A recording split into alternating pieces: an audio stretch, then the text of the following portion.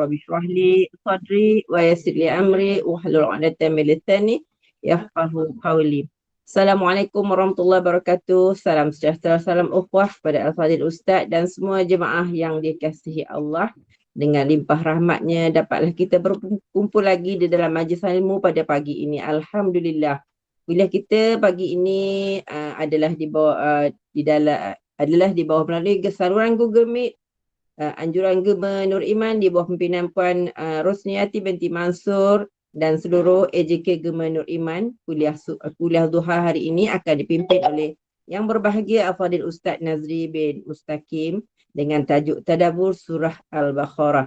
Bagi menambahkan keberkatan majlis, mohon ihsan Ustaz untuk memimpin bacaan Ummul Kitab Al-Fatihah dan pahalanya kita hadiahkan kepada Rasulullah sallallahu alaihi wasallam, keluarganya dan para sahabatnya, para anbiya, para solehin, ibu bapa kita, keluarga kita dan semua muslimin dan muslimat semana yang masih hidup ataupun telah kembali ke rahmatullah. Al-Fatihah. أعوذ بالله من الشيطان الرجيم بسم الله الرحمن الرحيم الحمد لله رب العالمين الرحمن الرحيم مالك يوم الدين إياك نعبد وإياك نستعين اهدنا الصراط المستقيم صراط الذين أنعمت عليهم غير المغضوب عليهم ولا الضالين آمين. Amin, amin ya Rabbal Alamin. Bagi meneruskan majlis, saya dengan ini menyerahkan majlis ini kepada Al-Fadhil Ustaz dengan penuh takzim. Dipersilakan Ustaz. أعوذ بالله من الشيطان الرجيم بسم الله الرحمن الرحيم وإذ ابتلى إبراهيم ربه بكلمات فأتمهن قال إني جاعلك للناس إماما قال ومن ذريتي قال لا ينال عهد الظالمين. Allah Subhanahu wa taala datangkan dalam suratul Baqarah cerita berkaitan dengan atuk kita Nabi Ibrahim dan ini adalah cerita yang ketiga kalau kita ikut turutan kisah dalam surah Baqarah. Tuan-tuan dan puan-puan, kita dah lalui kisah Nabi Adam. Kisah Nabi Adam adalah tentang manusia yang diuji dan dia gagal. Manusia yang diuji, dia gagal dengan ujian tu, namun dia bangkit semula dengan bertaubat. Kemudian Allah datangkan kisah Bani Israel. Bani Israel ialah kisah manusia yang diuji. Mereka gagal dan mereka berlumba-lumba untuk meneruskan kegagalan. Tak nak bangkit, malah melawan pula. Sekarang ni kita nak masuk kisah yang ketiga. Manusia yang diuji dan ujiannya bukan kaleng-kaleng. Dan manusia ini berjaya with flying colours. Berjaya dengan cemerlang. Selepas kisah ini pula, kisah keempat adalah tentang kita.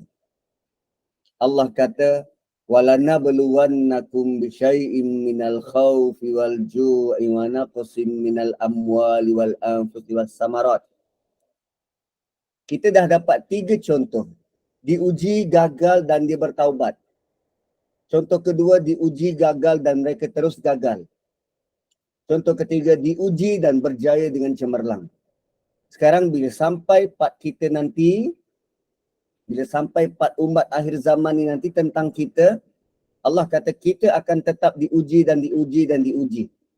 So, pilih antara kalau kita gagal dengan ujian, kita mampu bangkit semula atau kita berjaya dengan cemerlang terhadap ujian tersebut. Dan jangan jadi pihak ketiga, diuji, gagal dan terus gagal. Bukankah tiga pihak ini, 3 kelompok ini yang kita sering baca, yang kita sering jumpa pada petang hari, Bagi siapa-siapa yang melazimi baca suratul Waqiah, kan minal muqarrabin, ashabul yamin dan ashabul shimal. Begitulah Quran memandu kita dan setiap surah itu saling terkait antara satu sama lain. Tinggal lagi kita perasan atau tidak. Gitu. Power tak mukaddimah tu? Power. Okey. So, wa idzi batala Ibrahim rabbuhu bi kalimatin fa atammahun. Ketika Nabi Ibrahim diuji dengan beberapa kalimah. Kita dah tahu beberapa kalimat. Kalimah tu bentuk macam mana. Allah letak satu kalimah dan Nabi Ibrahim faham dan laksanakan. Tak perlu ayat panjang berjela-jela. Cuma nama Ibrahim itu sendiri, dia berasal daripada 3 perkataan. Pertama abun, kedua rabba dan ketiga him. Ibrahim tu kan abun, rabba dan him. Abun, rabba dan him. So abun ni apa? Bapa.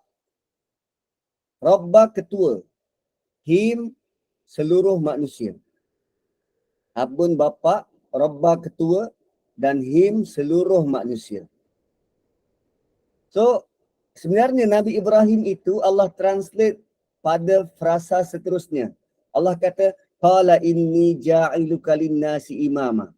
Setelah Nabi Ibrahim berjaya dengan cemerlang atas setiap ujian yang Allah beri, lantas Allah lantik Nabi Ibrahim, inni ja'iluka lin-nasi imama. Aku melantikmu menjadi pemimpin bagi umat manusia, bagi seluruh manusia. Nabi Ibrahim jadi pemimpin. Nabi Ibrahim jadi pemimpin. Rupanya tuan-puan, kita melalui ujian, fasa-fasa ujian sepanjang hidup kita kerana Allah nak kita galas satu tanggungjawab pada masa depan. Bayangkan Nabi SAW mula menggalas jawatan kenabian bermula umur 40 tahun. Perang pertama baginda pada usia 55 tahun. Sedangkan kita di usia 55 tahun baru merancang-rancang nak pencen awal. Nabi baru punch in untuk berperang, perang Badar. 55 tahun. Dan towards the end, usia 63, Nabi lalui 9 peperangan. Selepas usia 55. Dan di sini Nabi Ibrahim dilantik jadi imam, jadi pemimpin. Imam ini bukan sekadar memimpin. Imam adalah orang yang paling awal diminta pertanggungjawaban.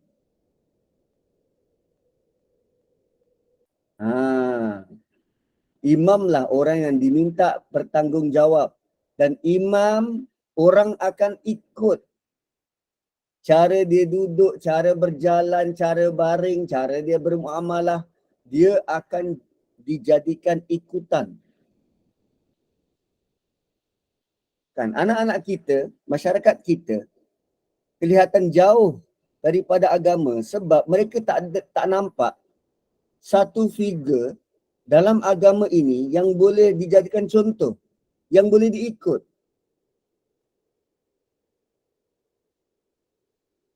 Dan imam ini bukan imam masjid tu. Imam bermaksud ketua pemimpin ini, dia adalah orang yang paling boleh mempengaruhi, paling boleh beri sentuhan dalam hati kepada setiap manusia.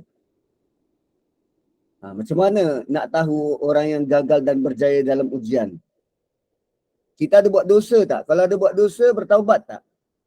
Kalau masih hanyut dalam dosa tu gagal. Bila diuji, apa tindakan kita? Kan, mampu bersabar tak?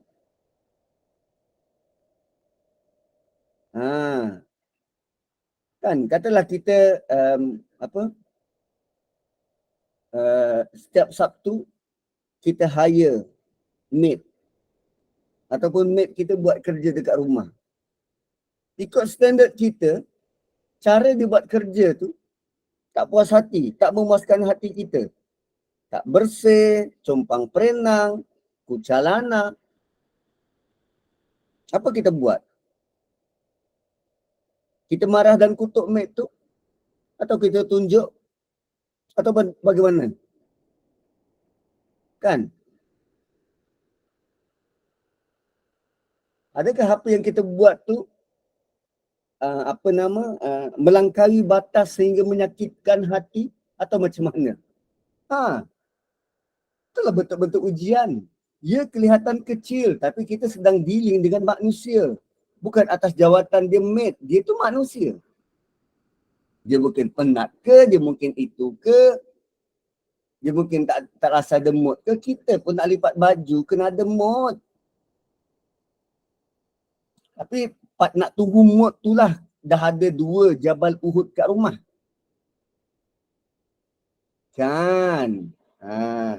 So begitulah kita tuan-tuan. Ujian itu sentiasa, hari-hari dan sentiasa. Ujian tak kala kita diuji dengan banyaknya masa, kita diuji dengan anak-anak yang comel, kita diuji dengan suami yang baik. Kan banyak ujian tu. Suami baik ujian Ustaz. Ya, kita tak sabar-sabar nak tontonkan dekat halayak. Suami kita lah paling sweet, paling romantik, paling comel.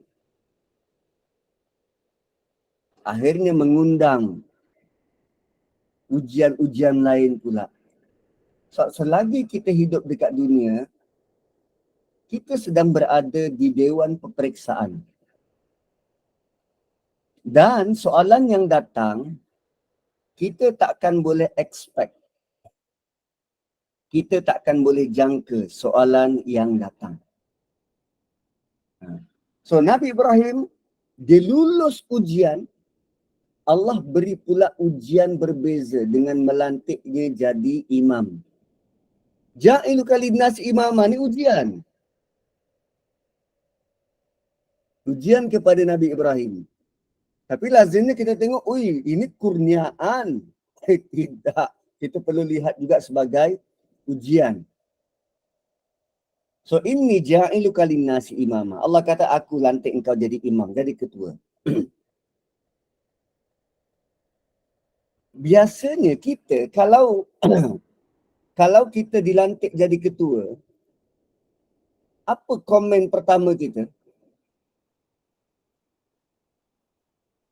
Apa komen pertama kita? Kita dilantik jadi ketua kelas. Apa kita cakap dengan cikgu? Terima kasih cikgu. Mohon tunjuk ajar.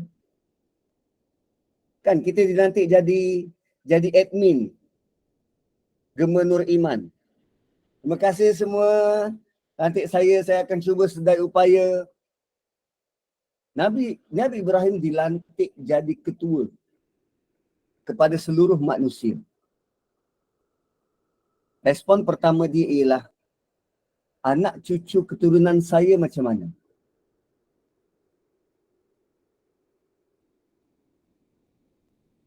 Anak cucu keturunan saya macam mana? Di sini ada 2 bentuk, ada 2 bentuk ke 3 bentuk dimensi yang kita perlu lihat.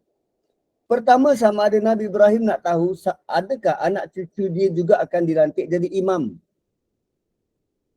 Yang kedua, sebab untuk dia jadi imam, dia perlu melalui ujian berat macam tu. So adakah anak cucu dia juga akan melalui ujian demi ujian untuk layak jadi imam?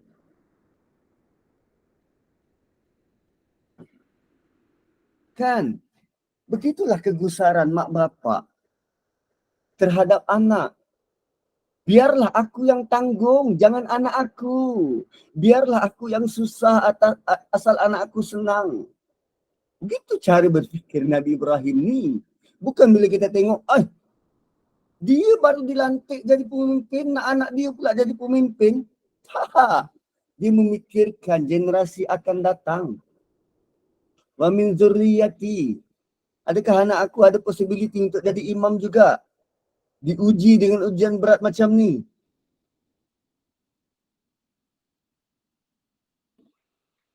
Dan bayangkan, yang kurniakan jadi pemimpin ni, kurniakan jawatan ini kepada Nabi Ibrahim, Allah Subhanahu wa taala.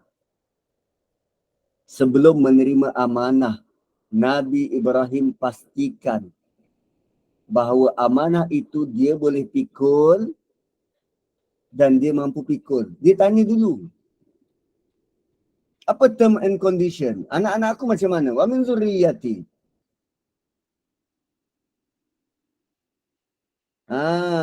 Kan? Anak aku bakal jadi ikutan tak? Dan Allah kata, qala la yanalu ahdiz zalimin.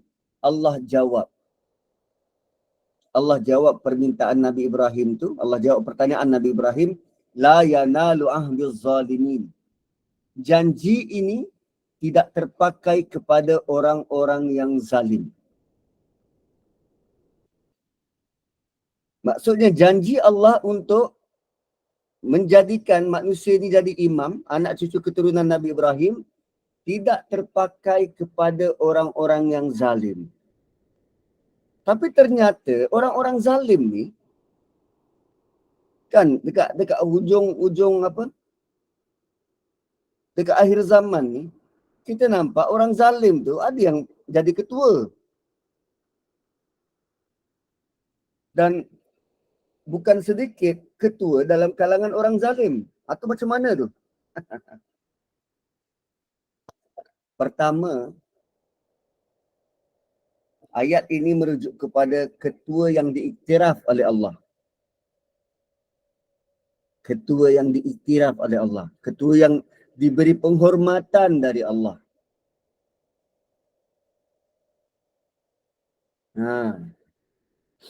Kan bila Nabi Ibrahim kata, ya Allah, lantik juga keturunan dia sebagai ikutan. Kan?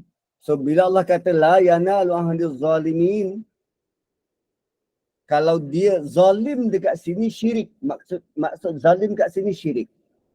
So walaupun kita ni anak cucu Nabi Ibrahim, tapi kalau kita melakukan syirik, dia tidak akan diterima untuk menjadi imam, untuk menjadi ikutan. Dan ayat ini juga bermaksud bukanlah Allah tidak makbulkan permintaan Nabi Ibrahim. Tapi Allah beritahu bukan semua dari keturunanmu akan jadi imam.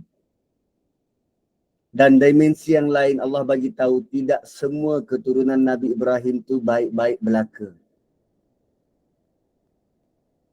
Bila kita kata saya ada 10 orang anak, kita jangan expect 10 orang anak akan jadi orang semuanya. Tak. Kan dalam setandan pisang, tak semua jadi pisang goreng. Boleh jadi dia dimakan oleh tuan punya pisang, belum sempat digoreng.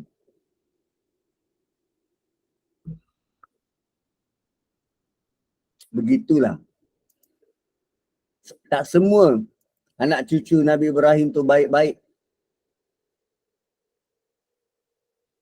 Dan kalau kita lihat sejarah, memang dari keturunan Nabi Ibrahim ni, Nabi Ishak yang ramai jadi Nabi dan Rasul. Ramai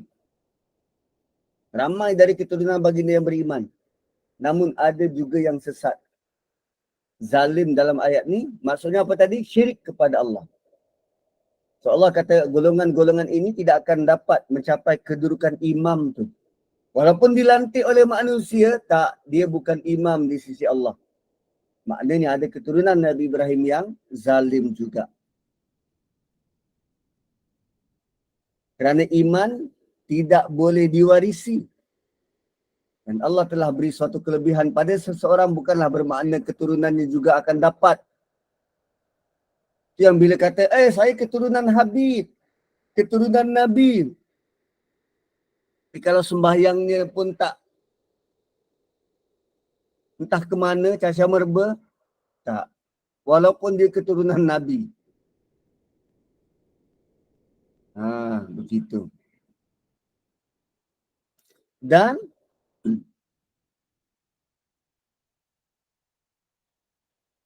tafsir ini dia sentuh pemahaman masyarakat kita yang terlalu mengagung-agungkan keturunan Nabi ini.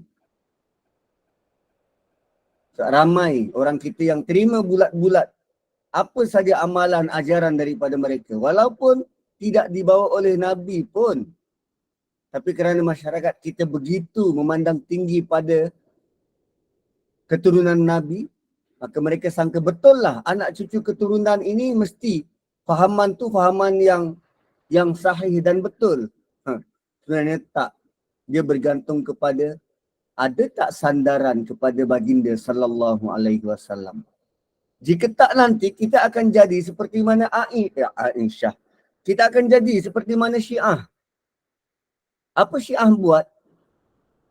Dia cut off semua yang datang dari sahabat. Kecuali beberapa orang sahabat. Dan bila dirujuk dia ambil hadis-hadis hanya bersumber daripada beberapa sahabat. Dan mereka sandarkan hadis-hadis mereka kepada Imam 12. Terutamanya daripada Abu Ja'far. Itu paling banyak. Abu Ja'far. Itu Syiah. Begitu. So, setelah Nabi Ibrahim dilantik jadi imam, dan dialog pertama ini ialah tentang anak cucu keturunannya,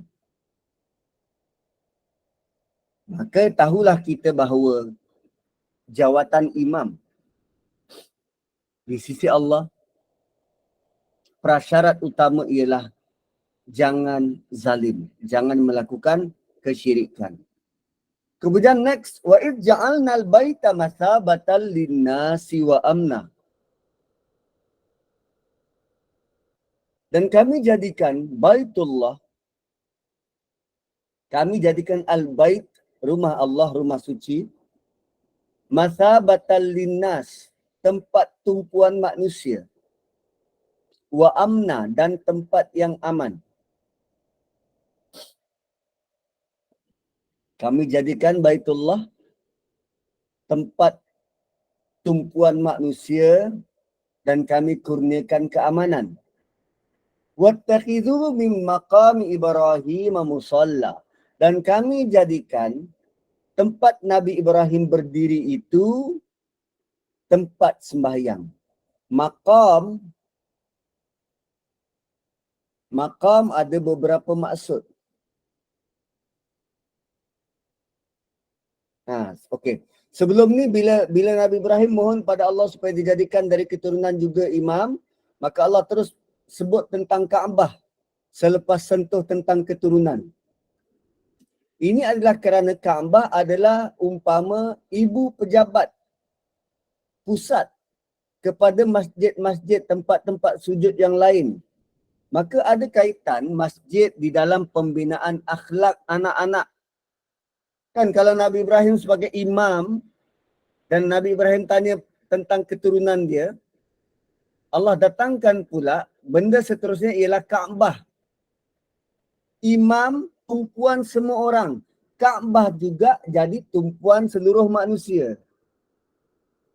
So begitulah bila ada imam, adanya Kaabah dalam bentuk bangunan. So Kaabah merupakan pusat ibu kepada masjid-masjid yang lain. Maka kaitan masjid dalam pembinaan akhlak anak-anak. Sebab tu mak bapak perlu mesrakan anak dengan masjid. Bawa ke masjid supaya mereka tak janggal dengan masjid. Nak jadi imam kan? So first step ialah kenal Tuhan. Dengan bawa dia ke rumah Tuhan. Dan kita berharap agar masjid-masjid kita semakin mesra pada kanak-kanak. Jangan layan seperti warga negara kelas ketiga. Buat itu tak boleh, buat ini tak boleh. Dah memang kanak-kanak. Kanak-kanak ni dia banyak tenaga. Bila banyak tenaga, dia perlu keluarkan tenaga tu. Itu tak boleh simpan-simpan. So apa dia buat? Dia berlari. Jumpa pula ramai, kawasan luas. Apa lagi nak buat? Dia berlari. Memang begitulah perangai kanak-kanak. Kalau bapa dia berlari, itu kena kejar, tangkap. Ni kalau mak dia pun sama turut berlari, itu kena halau balik lah. Nah memang kanak-kanak. Ada satu kejadian dekat Masjid Negara. Waktu Ramadan hari tu. Waktu Ramadan. Dah habis main maghrib. Sementara nak tunggu isyak dan tarawih. Habis je imam sembahyang maghrib. Imam biasa dia buka mikrofon tu letak dekat tepi. Dan imam pun pergilah ke bilik imam. Dan jemaah yang lain nak sembahyang sunat. Ada seorang kanak-kanak ni, usia berapa? 4-5 tahun macam tu. Kan kami syak, dia dah memang lama dia aim nak pegang mic tu. Nak pegang mic imam. So dia datang slow dari belakang, dia ambil mic imam. Dia terus baca Bismillahirrahmanirrahim. Tabarakalladzi biyadihil mulku wa huwa ala kulli syai'in qadir. 4 tahun, 5 tahun anak orang Arab dapat mic terus baca surah Al-Mulk. Anak kita kalau dapat mic, apa dia buat? Test, 1, 2, 3. Assalamualaikum. Assalamualaikum. Jauh betul. Anak kita dapat mic dengan anak orang Arab dapat mic. Lurus pula tu bacaannya. Tapi sebab tak nak mengganggu orang lain, kami minta mic tu. Okey, dah pergi. Cari bapa engkau.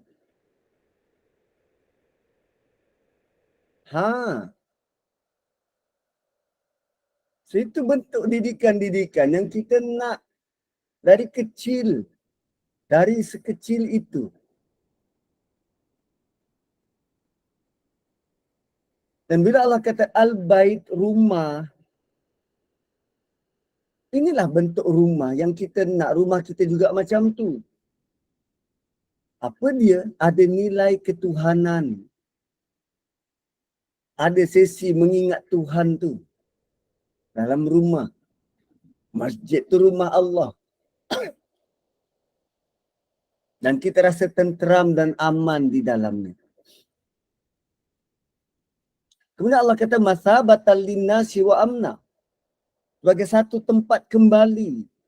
Kita rasa kita nak balik di situ. Kita rasa kita nak pergi. Masabah bermaksud tempat rujukan yang akan didatangi berkali-kali. Satu siapa yang dah pergi melawat Kaabah, dia akan berharap untuk pergi melawatnya lagi dan lagi dan lagi dan lagi.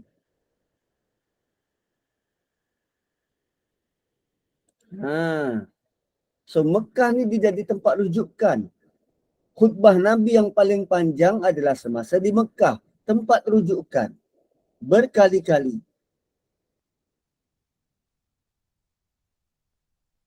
Kan cuma zaman sekarang ni dia menjadi tumpuan waktu haji je.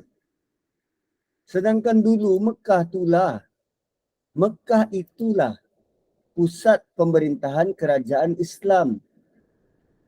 Dan waktu zaman kegemilangan Islam dulu, kalau ada masalah umat, mereka akan selesaikan dekat sana, bertemu di sana, bincang di sana. Pemimpin Muslim akan berkumpul dan discuss di sana. Dan segala bentuk pengumuman-pengumuman penting dibuat di sana. Terutamanya waktu musim haji sebab semua umat Islam akan berkumpul di sana. Tapi sekarang buat macam tu tak? Ada. Dan ulama ada yang berpendapat salah satu tanda haji seseorang itu diterima adalah bila keinginan hatinya untuk kembali ke Mekah. Untuk kembali ke Mekah. Dia dah buat haji tapi hatinya rindu nak kembali ke Mekah. Itu mungkin salah satu tanda haji dia diterima. Kalau difikirkan balik, apa istimewanya Mekah? Pemandangan padang pasir je. Panas pula, dia bukan lip-lip kat situ. Dia panas lip-lap. Dia panas tu. Tapi kita, hati kita tetap nak kembali, nak pergi lagi. Dia bukan macam kita pergi California, bukan macam kita pergi Maldives, tempat berehat ke, tempat bercuti. Tak, bukan. Kita tak bercuti dekat Mekah.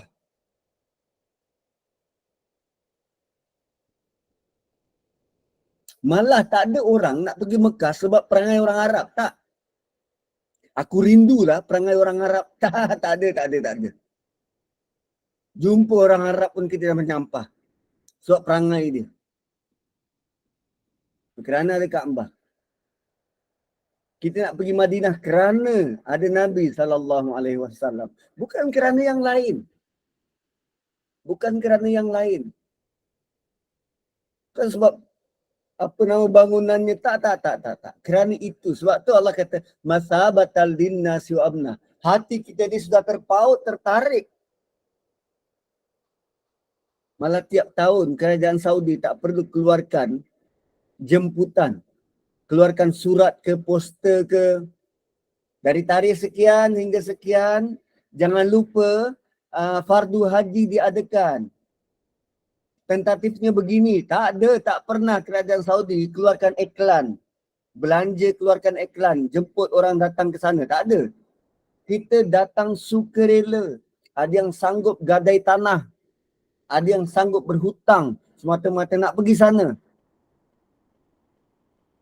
Malah tak kala dia hadkan kuota, kita mohon kuota tambahan.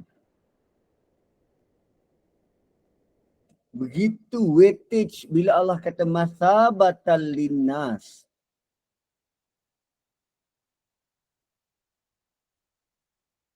Masabatal linnas. Hati kita terikat. Seluruh manusia terikat ke sana. Dan di sana kita tak fikir dah hal ehwal nak makan apa ke, nak shopping apa. Tak. Apa yang kita fikir ialah kita terus ubah rutin. Kita terus ubah rutin. Dan rutin itu kita tak jarang pun buat dekat Malaysia. Apa rutin kita?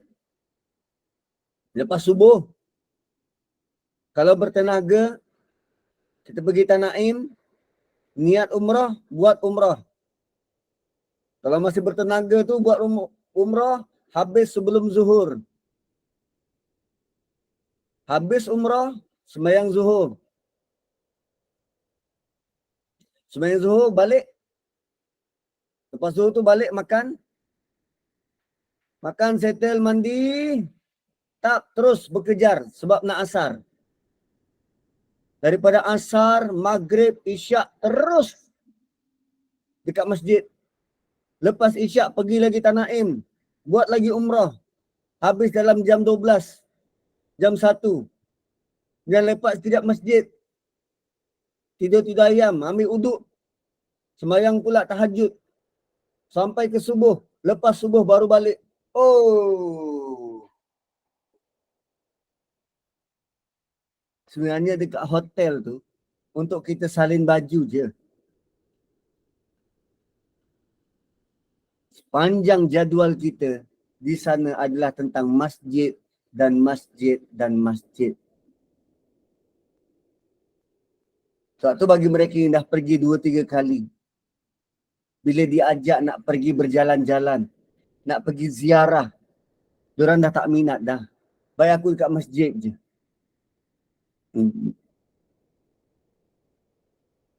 Dia tak minat nak ziarah sebab dia tak faham apa yang berlaku. Oh, pergi sini ladang kurma. Oh, pergi sini. Sepatutnya ziarah tu, kita pergilah tempat untuk mengimbau Nabi punya pengorbanan. Pergilah cari berjalan dekat mana yang namanya Khandaq. parit yang Nabi gali. Parit tu dah jadi jalan dah dekat Madinah tu. Dan sepanjang jalan tu ada 7 ke 9 surau masjid kecil. Tempat meletakkan apa? Kubu. Kan, pergi ke Hudaibiyah. Tengok sendiri tempat tu. Bukan tengok keadaan semasa. Cuba imbau balik mereka di sana berkemah dan sedang negosiate nak masuk ke Mekah. Kita pergi Hudaibiyah daripada Mekah naik bas Ekon. Itu jam mereka naik unta dan kuda. Kat mana telaga yang Nabi ludah tu? Dekat Hudaibiyah. Kan Gua Hira tu tinggi kot Nabi panjat. Tinggi. Gua Sur.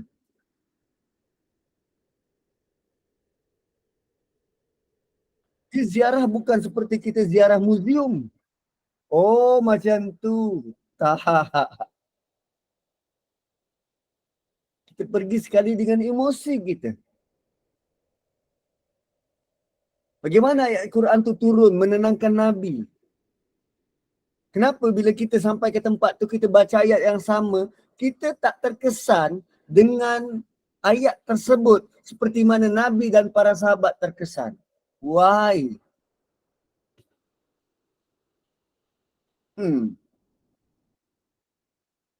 Saya ada baca. Tak, bukan baca. Saya dengar. Dengar pesan daripada Nu'man Ali Khan. Dia kata, pemahaman pertama kita terhadap dosa ialah bila kita buat dosa, kita takut dengan hukuman tu. Bila kita buat dosa, kita takut dengan hukuman. Tapi lama kelamaan, bila kita semakin matang, kita sebenarnya bukan sekadar takut hukuman. Kita sebenarnya takut hilang sensitiviti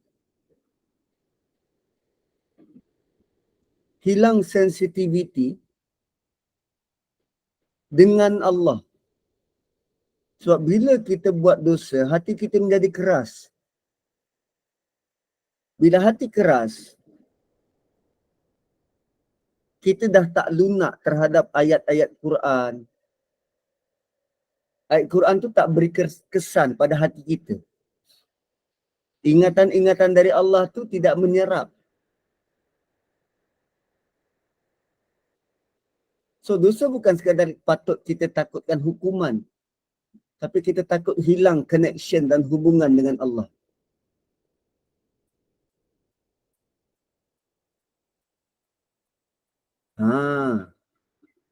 Sebab tu Allah kata, masabatal linnas. Nak bina balik hubungan dengan Allah, pergilah rumah dia.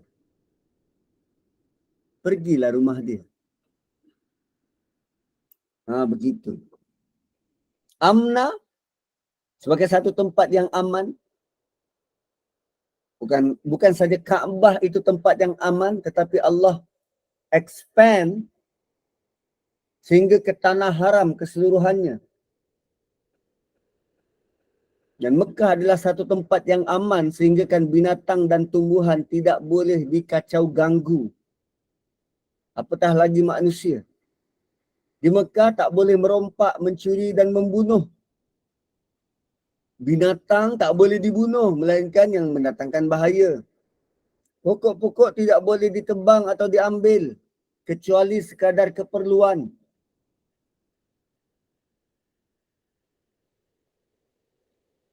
Kalau zaman dulu, jika ada yang membunuh keluarganya, tidak akan seseorang itu membunuh orang yang bersalah kalau sudah masuk ke Masjidil Haram. Kan, siapa yang masuk dalam Masjidil Haram tidak akan dibunuh. Itu undang-undang dulu. Diorang boleh patuh undang-undang macam tu. Tapi malangnya musyrikin Mekah, dia boleh halang Nabi. Kan Allah sebut dalam surah Al-Balad, wa anta hillul lahum. Sekejap ya. Surah Al-Balad. Lepas suratul Fajr, suratul Balad. Wa anta hillum bihadzal balad. Engkau bebas dalam negara ini. Engkau bebas dalam tempat ni. Engkau halal di sini. Tapi kenapa mereka menghalangmu? Wa anta hillum bihadzal balad. Engkau warga negara kot. Itu yang tindakan-tindakan yang dilakukan oleh kafir Quraisy terhadap Nabi mendatangkan kehairanan. Allah hairan. Kenapa? Kenapa Nabi dilayan macam tu? Dia anak tempatan. Kalau kau boleh, pemimpin Quraisy boleh bebaskan aktiviti-aktiviti lain, kenapa Nabi dihalang? Sama juga macam gerakan-gerakan LGBT ni. Gerakan LGBT, kalau dia preaching orang lain, suruh terima idea dia, dia kata itu kebebasan bersuara. Kan? Geng-geng LGTV HD. Tapi kalau kita orang Islam, bagi tahu tentang prinsip kita, tentang keengganan kita, tentang kesukaran kita nak terima idea tu, dia kata, oh ini oppression. Ini melanggar hak kebebasan suara.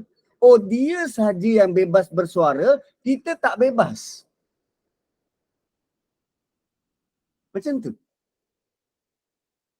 Dia saja bebas buat apa saja, yang dalam masa yang sama dia kata mereka lah golongan tertindas, mereka lah golongan teraniaya, mereka lah begitu dan begini. Kan? So perangai tak jauh beza dengan kafir Quraisy. Sama. Dulu, kini, selamanya. Sama. Cuma nama je berbeza. Ada LGTV HD, ada golongan warna-warni, habis rosak semua. Ciptaan Allah digunakan untuk kepentingan diri. Akhirnya orang dah mula fobia dengan rainbow, dengan pelangi. Sedangkan pelangi itu 7 warna. Pelangi itu 7 warna. Dan dirosakkan oleh mereka. Gitu.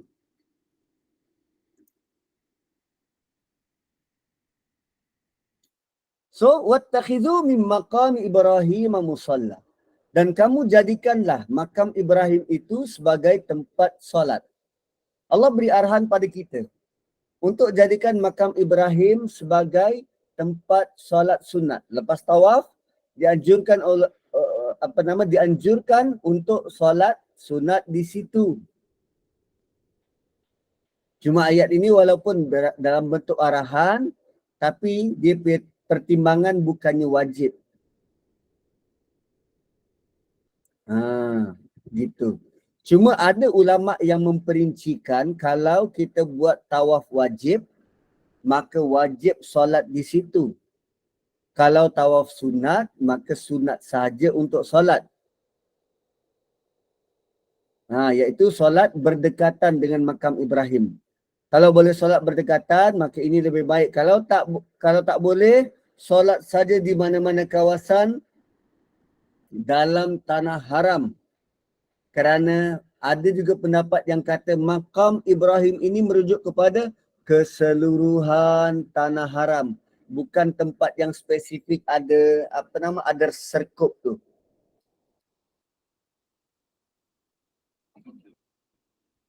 Gitu. Dan ada riwayat disebut selepas Nabi beritahu Umar tentang makam Ibrahim, maka beliau bertanya, boleh solat kat situ? Maka kerana itulah ayat ini turun. Apa maksud makam Ibrahim? Sewaktu pembinaan Kaabah, pembinaan asas Kaabah, ada batu yang dipijak oleh Nabi Ibrahim. Rupanya batu tu lembut. Lalu berbekas ada kesan tapak kaki baginda.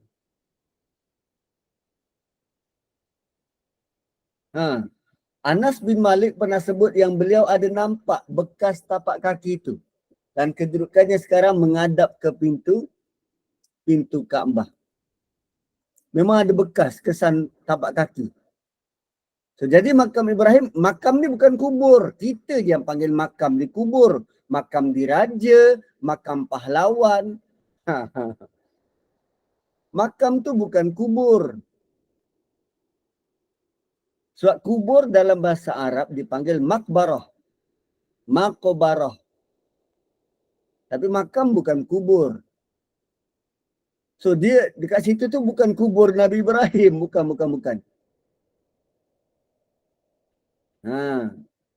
Dan bila kita salah anggap, maka orang-orang dulu jadikan ini sebagai dalil boleh ada kubur dalam masjid, sedangkan benda ni tak dibenarkan dalam Islam.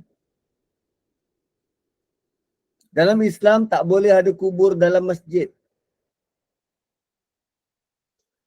Tak boleh ada kubur? Lah tu Masjid Nabi tu macam mana? Masjid Nabi special case. Itu bukan kubur, tu rumah Nabi. Rumah Nabi, Nabi dikuburkan dalam rumah. So yang dikekalkan rumahnya, dan daripada rumah itulah sebelahnya tu, kawasan sebelahnya jadikan masjid.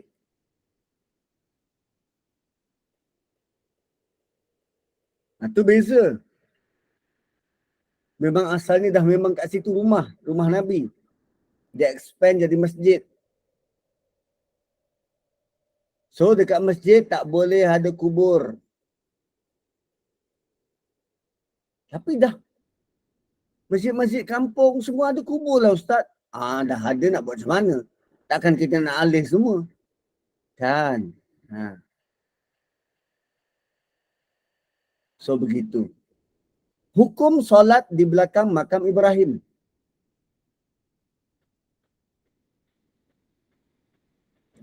So hukum solat dekat situ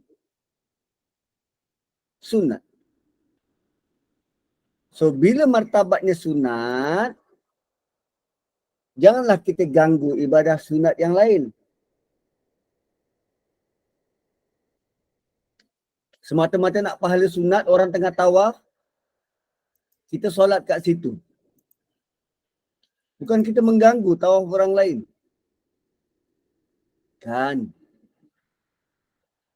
So beralah lah. Cari tempat yang selari dengan makam Ibrahim ke, ataupun yang satu kawasan dengan dia ke, solat saja di situ. Tak semestinya berdekatan dengan makam. Kan tadi ada pendapat keseluruhan tanah haram itu juga merupakan makam, tempat Nabi Ibrahim berdiri.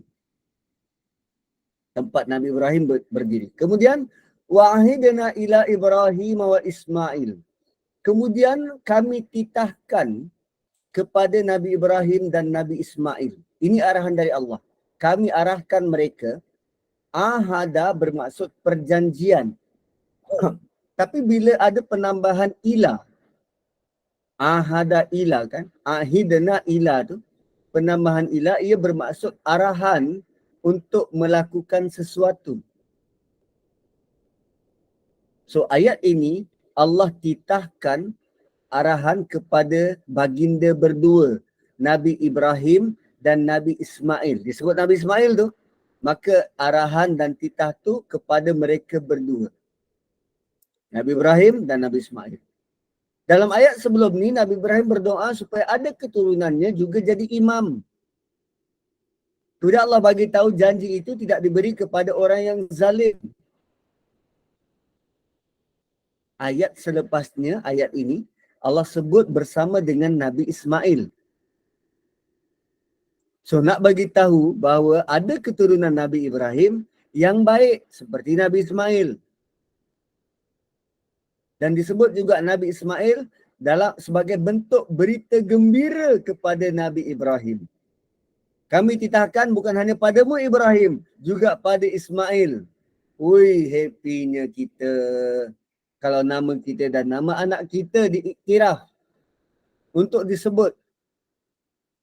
Dan sekarang yang menyebut nama adalah Allah, dititahkan kepada Nabi Ibrahim dan Nabi Ismail.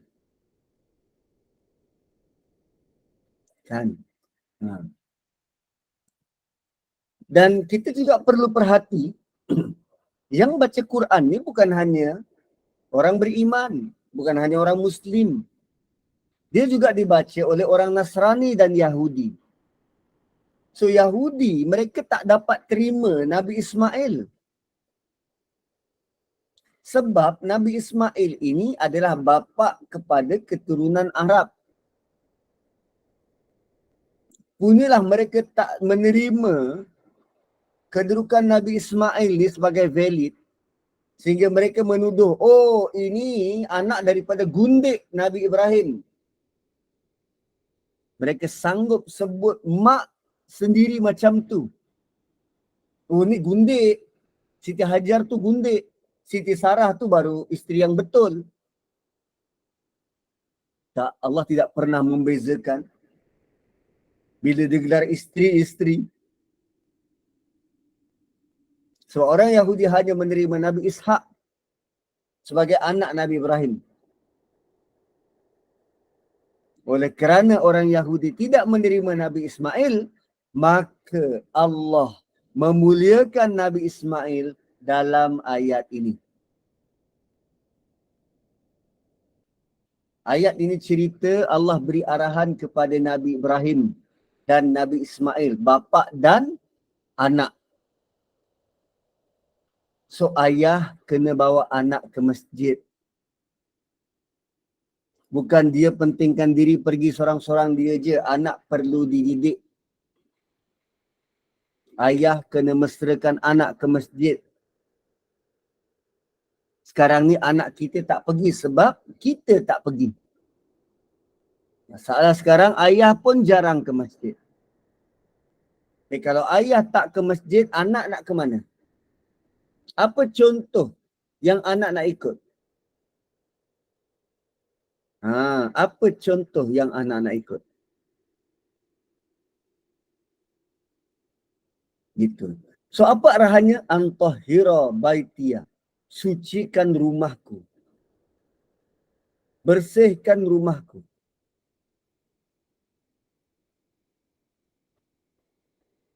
So bila sebut bersihkan rumahku,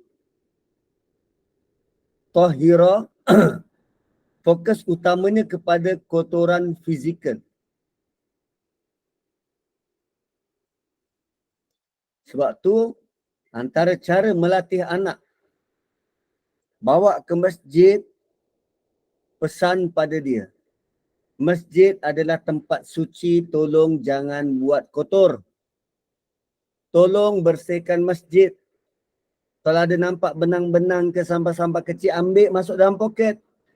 Ajar anak begitu. Bersihkan rumah Allah. Moga-moga dengan bila kita bersihkan rumah Allah, Allah akan bersihkan kita jiwa dan raga. Itu juga itu perbuatan-perbuatan kecil. Dan selain daripada masjid itu perlu kita bersihkan dari kotoran fizikal. Dari masjid juga kita boleh membersihkan daripada kotoran-kotoran akidah dan kekufuran. Bila Allah sebut baitiya, antahira baitiya, Allah tidak sebut secara khusus Masjidil Haram, tetapi maksud umum mana-mana masjid adalah rumah Allah. So Arahan ini untuk memastikan semua masjid di dunia bersih dari sebarang perkara-perkara yang kotor, kufur dan syirik. Dan cuba bayangkan, ini arahan dari Allah kepada manusia untuk bersihkan masjid. Cuba tengok apa yang berlaku dekat Masjidil Aqsa waktu Ramadan hari itu. Yahudi masuk masjid pakai kasut. Saya tak dapat gambarkan apa bentuk risiko yang bakal dialami oleh mereka di akhirat nanti. Dia masuk rumah Allah dalam keadaan begitu.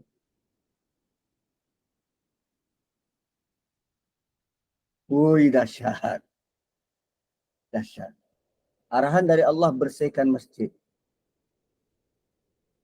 Suatu tolong selain daripada bersihkan fizikal, bersihkan akidah, tolong jaga percakapan ungkapan dalam masjid. Suatu tindakan sultan dan raja kita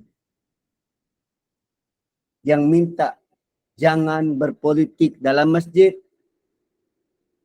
Mana-mana penceramah, pengkuliah yang ada kecenderungan politik ditarik tauliah. Sebab nak bersihkan. Di masjid bukan cerita pasal dunia. Masjid bukan cerita nak berniaga. Masjid cerita tentang Allah dan ketuhanan. Antahira baitiyah.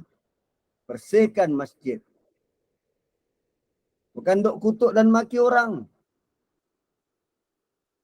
Setakat ni masjid yang menjadi rumah Allah. Surau tu ada ada khilaf. Surau ni hanya dikenali dalam kalangan masyarakat Melayu. Orang Arab tak ada istilah surau ni. Walaupun dalam bahasa Arab dipanggil musalla macam tu. Tempat-tempat kecil, surau-surau kecil juga mereka panggil sebagai masjid. Kita je yang ada istilah surau ni. Dan kerana ada perbezaan itu, ada perbezaan nama surau dan masjid, maka para mufti menetapkan kalau tempat tu nama dia masjid, boleh solat tahiyatul masjid. Kalau sekadar surau, tak perlu. Kalau surau, tak perlu.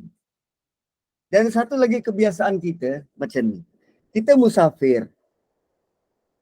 Musafir, lalu jalan kampung.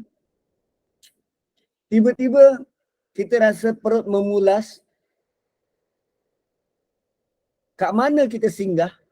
Kita cari apa? Kita cari masjid kan? Perut memulas ni, kita cari masjid. So bila sampai masjid, apa kita buat? Berlarilah ke tandas. Air free, hajat kita pun terlerai.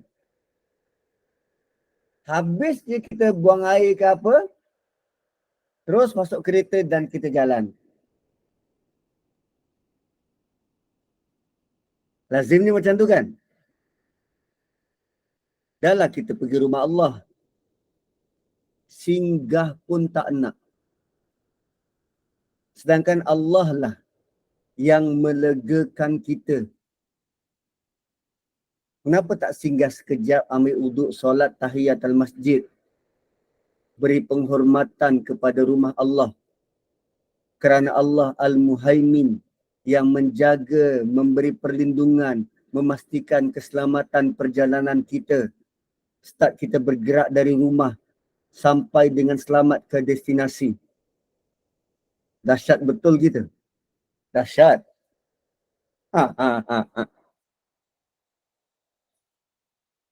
Begitu. Ingatan secara langsung. Apa yang kita buat, apa tindakan kita sebenarnya berkait rapat dengan kurniaan rahmat dan kasih sayang Allah Subhanahu wa ta'ala.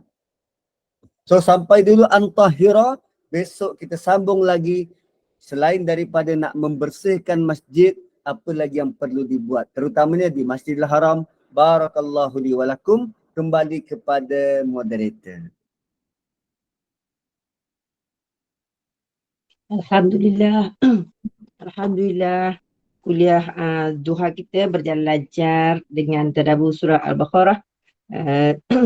Tempat-tempat yang kita berkumpul dan boleh mengerjakan solat. Banyak yang telah ditadaburkan oleh Ustaz, menjadikan jelas dan bermanfaat kepada kita untuk direnungi dan dijadikan pedoman dalam menjalani kehidupan hari ini. Segala teguran dan arahan dan perintah-perintah Allah dari ayat 123 sampai 126 memerintahkan bersihkan masjid, menjadikan rumah Allah itu bersih dan banyak lagi yang telah Ustaz jelaskan tadi. Moga semuanya menjadi pedoman dan panduan pada kita, insya-Allah. Alhamdulillah. Terima kasih Ustaz. Adakah yang nak bertanya soalan Ustaz? Boleh. Ada tak yang nak bertanya soalan? Kalau Bila ada, sebut pasal silakan. imam tu, bila sebut pasal imam, dia bukan sahaja kita melihat dalam ruang lingkup yang besar, imam pemimpin negara. Ini juga termasuk imam dekat rumah, pemimpin keluarga. Kalau suami gagal memenuhi kriteria itu, dia juga tak layak jadi imam. Dia tak dapat dicontohi. So macam mana? Hilanglah kelayakan. Selagi mana dia dalam keadaan zalim, dia tak layak jadi imam. Dia hanya layak status suami. Gitu. Betul Ustaz. Dia jadi imam ni bila time COVID dulu Ustaz. Semua suami kena jadi imam kat rumah. Masa tu baru kita nampak siapa yang layak, siapa Baru yang tak nampak layak. skill masing-masing. Betul. Doanya selama ni dia orang boleh komplain je Ustaz. Itu ini. Bila dia jadi imam, ambil. Ada, ya Allah ya Tuhan. Ada tak yang nak ada soalan? Ya, sila Puan. Nak tanya, kalau yang baca Al-Quran tak baca dengan bertajwid, bolehkah jadi imam? Kalau baca Quran tak baca bertajwid. Okey. Tajwid ni dia ada kesalahan jali dan kesalahan khafi kan. Kesalahan besar dan kesalahan kecil. Kalau di dalam kategori kesalahan kecil, okey, boleh diterima. Tapi kalau melibatkan kesalahan besar, yang itu tak boleh lah. Kesalahan besar tu tak boleh. Dan kesalahan khafi, kesalahan jali ni terutamanya pada bacaan Fatihah. Kalau bacaan surah tak apa, dia sunat. Fatihah tu wajib. Wajib sifar dari kesalahan jali, kesalahan besar. Kalau sekadar kesalahan kecil, itu tak apa, dimaafkan. Satu, dalam Fatihah dia tak ada hukum nun mati. Hukum nun mati ni antara hukum paling sukar dalam Quran. Nak betulkan sebutan ikhfa, kan, dengung, bila gunnah, bigunnah, susah. Satu, dalam Fatihah Allah sangat mudahkan, tak ada hukum nun mati. Wallahu a'lam. Terima kasih Ustaz. Assalamualaikum. Assalamualaikum Ustaz. Ya, waalaikumsalam. Ustaz, saya nak tanya, betul lah Mas Tuan tak cakap sebab bila kita musafir kan, basically kita cari masjid, lepas tu kita lepaskan hajat. Memang saya cakap secara peribadi saya tak buat lah kan. Tapi macam kita lepas gunakan kemudahan, air dia apa semua kan. Kita sort of macam donation kat box tu tak apa tak Ustaz? Terima kasih boleh Ustaz. je. Boleh kita menyumbang pula ke situ. Yang tak eloknya ialah adalah kita menumpang kat situ. Kemudian kita vandalize pula, kita rosakkan pula tempat tu. Ini memang puaka lah.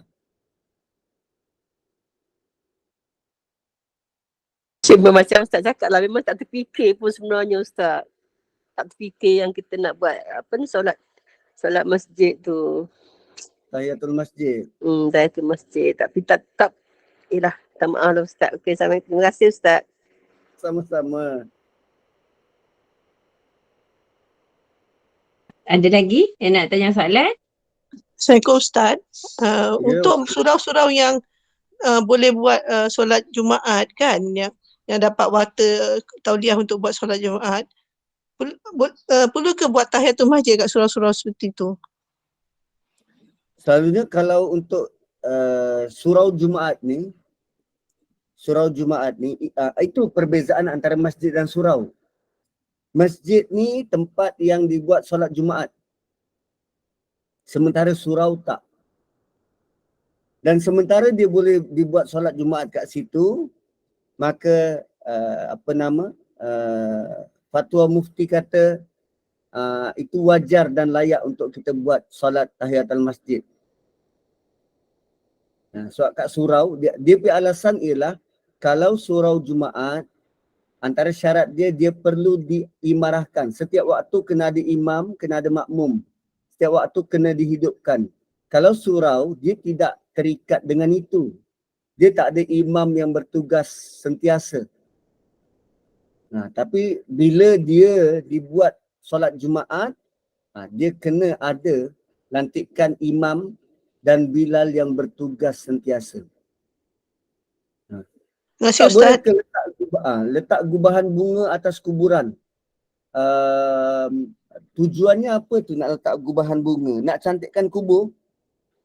Kita nak cantik ke atas ke atau kita nak cantik yang dekat bawah tu?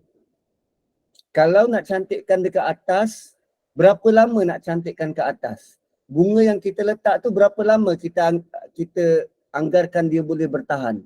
Siapa yang bakat appreciate? Dah naik alai pula Ustaz. Macam mana?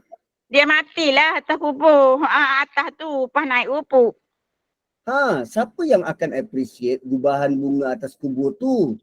Ya. Kan? Batu tak apa, batu-batu sungai. So, gubahan-gubahan bunga macam tu dia ada khilaf. Sebab ada yang kata dulu Nabi ada letak pelepah kurma. Letak pelepah kurma, Nabi kata selagi mana pelepah ini tidak kering, dia akan terus bertasbih dan mohon ampun bagi pihak orang di bawah.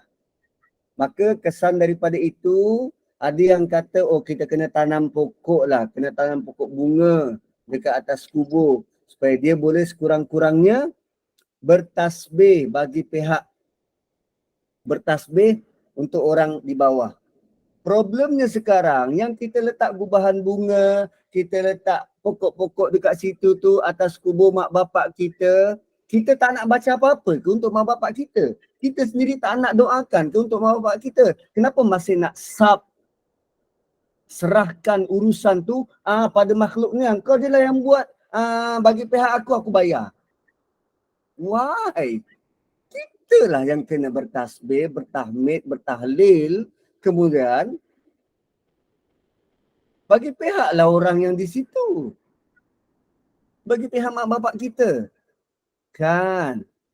So tinggalkanlah kalau kita rasa dengan buat macam tu, kita rasa ada dasarnya yang kukuh dan kuat, silakan. Tapi bagi saya, kita buat cara lain lah. Sebab yang penting ialah apa yang berlaku di dalam, bukan hiasan-hiasan yang berada di luar. Tengok kubur Fatimah. Ada hiasan-hiasan? Tak ada. Satu batu je. Buktikan yang itu kubur dan begitu je. Cuba tengok dekat Baqi' tu. Kuburan Baqi'. Sahabat-sahabat Nabi di situ. Kan? Ada tak yang macam kubur kita? Tak ada. Tak ada. Sebab yang penting ialah diorang dah tinggalkan dunia. Diorang dah tinggalkan dunia dan hiasannya. Kita bawa hiasan dunia ke situ. Why? Kan? Wallahu a'lam. Ustaz, kalau saya macam nasihatkan benda ni satu pembaziran, sebab satu perkataan tu harga dia RM360. Kalau saya kata instead of you belanja besar macam ni sekali untuk perkataan G saja, lebih baik awak sedekahkan atas nama dia, itu lebih wajar kan Ustaz? Betul? Betul? Setuju? Setuju? Alhamdulillah, terima kasih.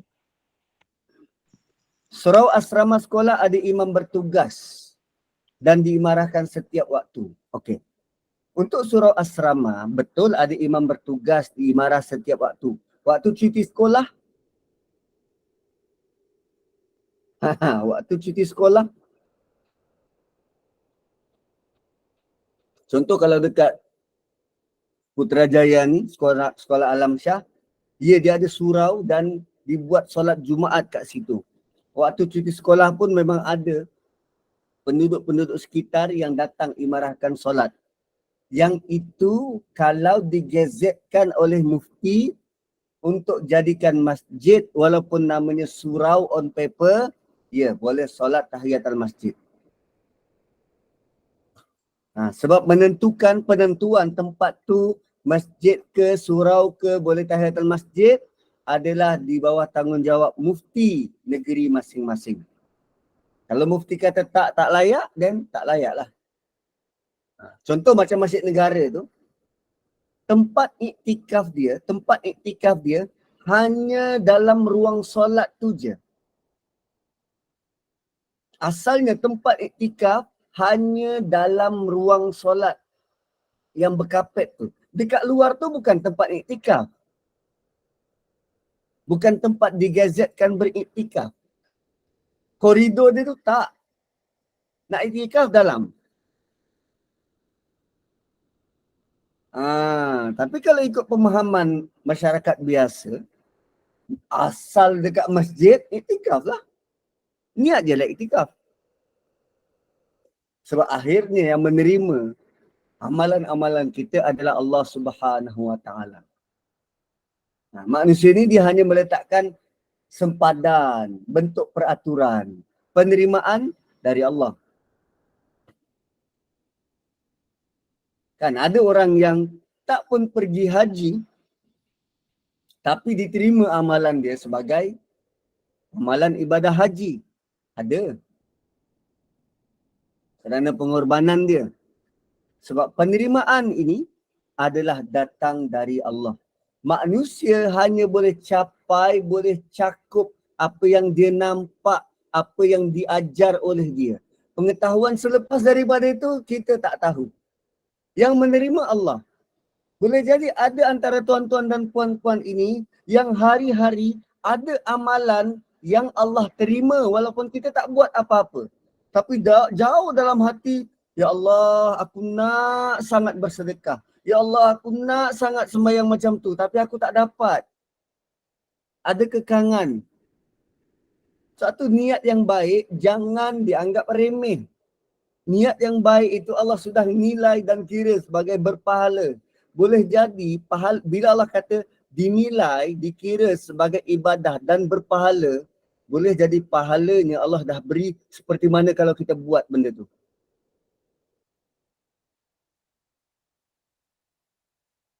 Satu, jangan marah-marah kalau kita masih belum dicalonkan untuk pergi haji. Sedangkan kita dah bersungguh-sungguh nak sangat pergi haji, cuma kita belum mampu. Sebab belum sampai, belum dipanggil, belum sampai masa. Tapi setiap tahun kita memang nak pergi haji. Kan? So begitulah limpah kurnia kasih sayang dari Allah. Kekal niatkan benda-benda yang baik, niatkan nak buat ibadah. Dan moga-moga Allah beri kita kekuatan untuk laksanakannya satu hari nanti. Wallahu a'lam. Ustaz, satu lagi saya nak ungkapkan kat Ustaz. Masalah menyentuh tentang haji, kawan saya umur dah 68 tahun ni. Masalah dia, tahun 2020 dah dipanggil untuk menunaikan haji. Dah semua dah siap dah dengan bagnya, dengan berdoanya, dengan bawa tahlil, baca yasinnya semua dah buat. Tapi tiba-tiba PKP kan. ditangguhkan, dibatalkan. Sampai sekarang dia tak ada dipanggil lagi. Kesian dia. Macam mana tu Ustaz? Boleh buat rayuan kot. Cuba buat rayuan, sertakan bukti. Dulu dia kata mungkin Um, disebabkan masalah umur.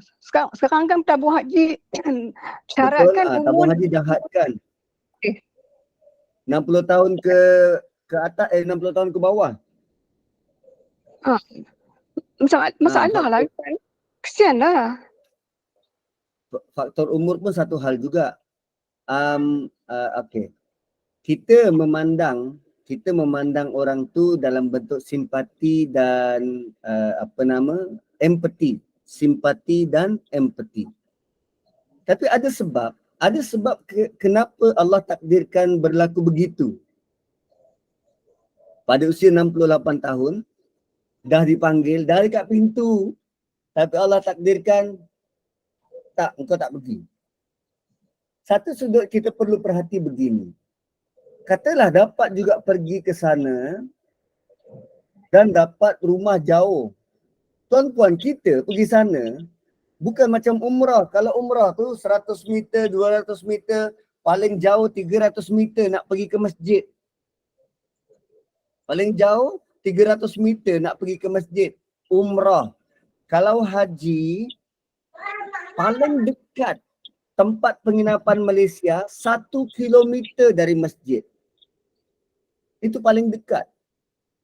Ada yang jarak 2 kilometer, ada yang 3 kilometer. Kalau yang dari negara-negara Afrika tu 10 kilometer dari masjid.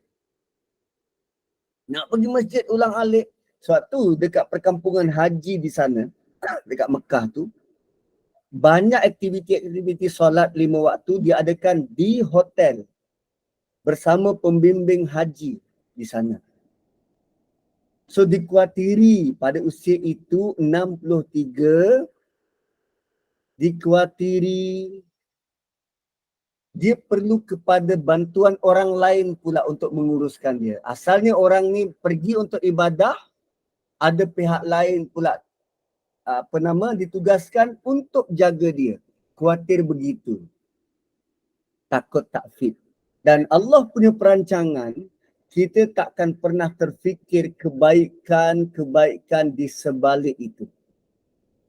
Boleh jadi dengan dia tak pergi haji, pahala dia terjamin, mulut dia terjamin, akhlak dia terjamin, kesihatan dia terjamin.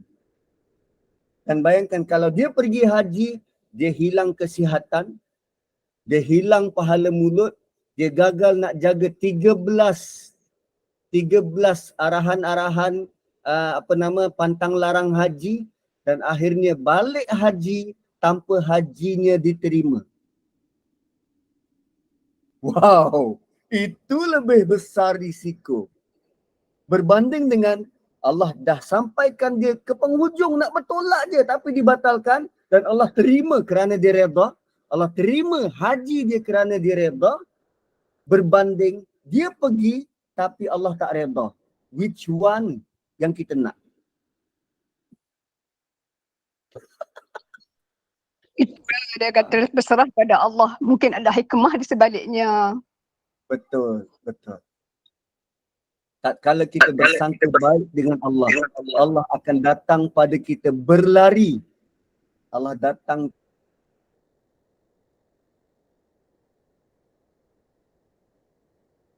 pada kita. Okay, terima kasih Ustaz. Sama-sama. Ustaz, bila Ustaz cakap macam tu, betul, baru saya terfikir, betul lah Ustaz kan, sebab pengalaman walaupun bukan haji, bila kita umrah pun, bila kita bersama dengan warga yang lebih umur, warga emas yang lebih umur, contoh kita yang lebih muda, kita tak dapat menolong dia dengan sepenuhnya, dengan sepenuh hati kan, dengan sepenuh masa lah, maksudnya kita lebih-lebih lagi waktu kita nak beribadah pergi ke Masjid Nabawi dan Masjidil Haram, kita tak dapat menolong dia dengan sepenuh masa sepanjang kita berada di sana kan. Benda itu selepas itu akan menjadi menjadi satu isu contoh dia akan kecil hati bila dia dah balik Malaysia, dia akan kecil hati. Oh, dekat sana orang kurang tolong dia. Dia akan jadi isu macam tu lah. Betul lah seperti apa yang Ustaz cakap tu. Teringat balik lah. Teringat semula. Ustaz lagi Saya satu. ada kawan, betul. Kawan saya ada pengalaman macam ni. Dia pergi dengan mak bapak dia bersama dengan isteri. Dia pergi dengan mak bapak dia bersama dengan isteri. Rombongan tu besar. Dia, keluarga dia bersama dengan isteri, mak bapak. Mak bapak pakai wheelchair. Isteri dia mengandung. Dia pergi juga. Kandung kurang dari 6 bulan macam tu, tapi isteri mengandung. Pergi ke sana, first time. Pergi ke sana pula dalam bentuk hadiah. Pasangan ini baru berkahwin, isteri tengah mengandung 6 bulan. So bila pergi ke sana, bawa mak bapak wheelchair, dengan ada keluarga yang besar.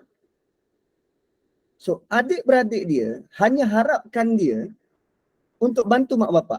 Sedangkan dia ada isteri. Dan dia ni pula beri tumpuan kepada mak bapak untuk bantu mak bapak pergi tolak wheelchair. Isteri dia terpaksa pergi umrah seorang-seorang, kadang berteman orang lain. So yang suami ni, dia antara dua persimpangan. Aku nak layan siapa ni? Layan mak bapak ke layan isteri? Wow. So umrah 12 hari tu,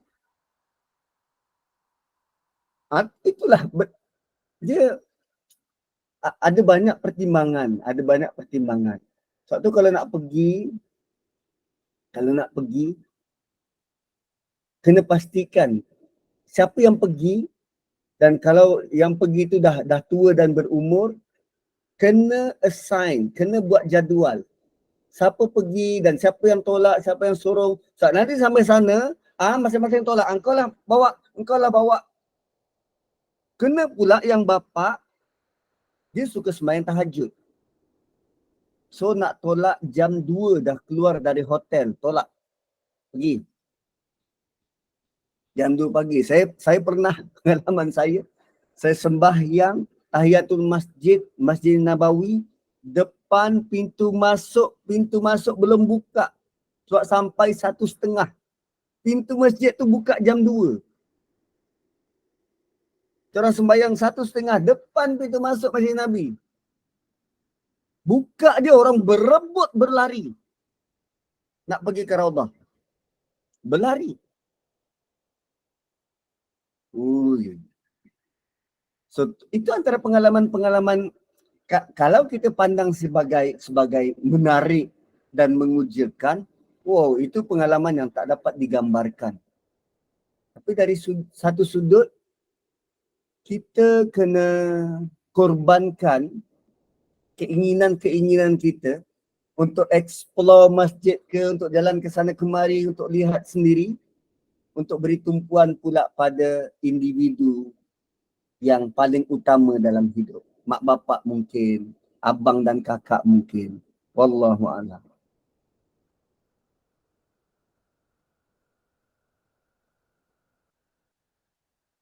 Okay, Ustaz, dekat pukul 10 dah siap Ustaz, belum minum. Minum. Tak lapar, sian Ustaz.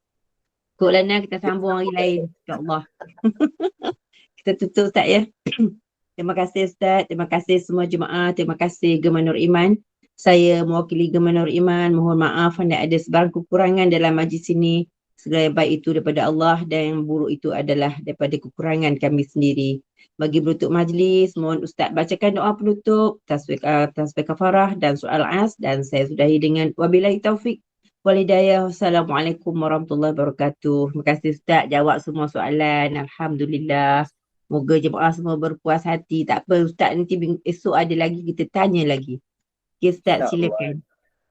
Subhanakallahumma bihamdik nashhadu an la ilaha illa anta wa nastaghfiruka wa natubu ilaik wal asri innal insana lafi khusr illa alladhina amanu wa amilus solihat wa tawasaw bil haqqi wa tawasaw bis sabr. Assalamualaikum warahmatullahi wabarakatuh. Terima kasih semua. Waalaikumsalam. Ustaz dah boleh makan tengah hari dah Ustaz dah.